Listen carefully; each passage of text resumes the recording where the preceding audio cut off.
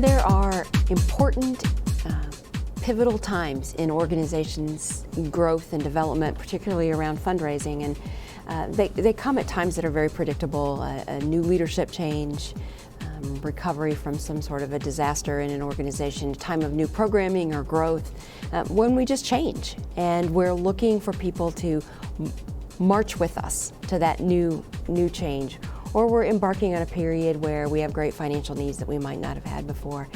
And I think it's very easy to bypass how important influencers are.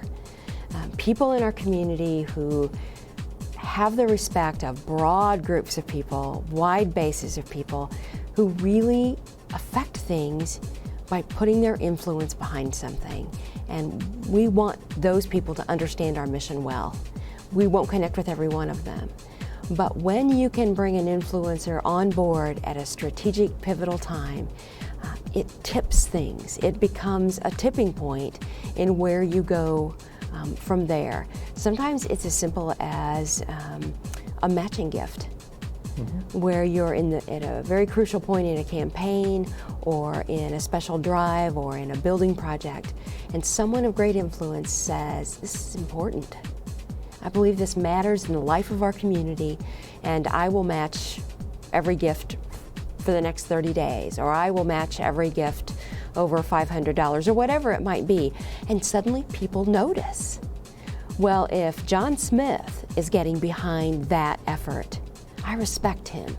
He does things carefully. I think maybe I'll get on board with that as well.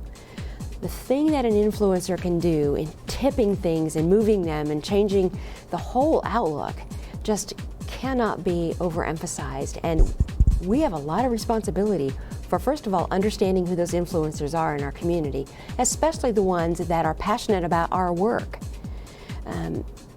I think sometimes we spend a lot of effort on influencers who just don't care about what we do. Let's move along someplace down the road to somebody who's saying, that matters. And then finding the best way for them to share that influence in our community. It can absolutely change the direction of an organization. Absolutely. There are also tipping point people within an organization, Absolutely. Particularly in boards.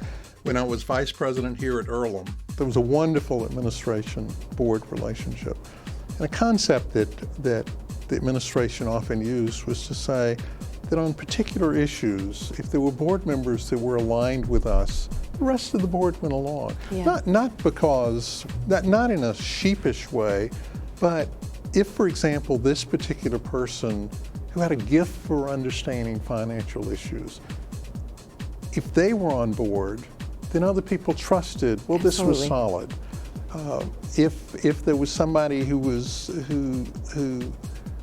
understood education, who brought a gift for understanding education to the table, that having them on board before the board meeting would mean that other people could take confidence in what's going on. I think for nonprofits that have faced financial problems and perhaps the organizational hum is out there that there's a serious financial problem, oftentimes the organization has turned a corner, but the reputation has not. Exactly. In fact, there's been some interesting analysis that shows that there's a real lag between perception and reality. Organizations often, for example, get into financial problems well before the problem becomes public.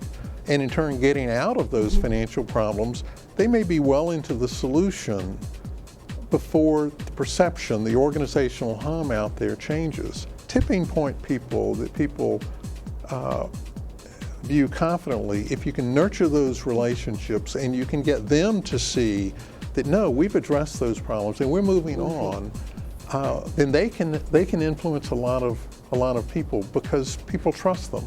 They have a track record and have developed trust, and you can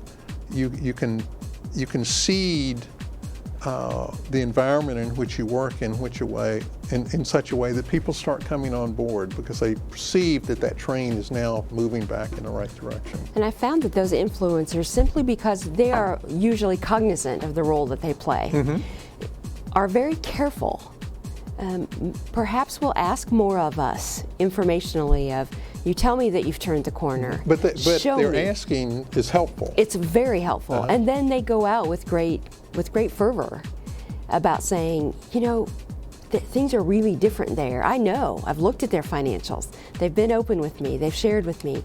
And that way we don't have to go to every single person in our community or our constituency to make our case. They really make that for us if we've taken the time and the effort to lay things out carefully for them. But they do want completeness, I think, in the way that we communicate with them.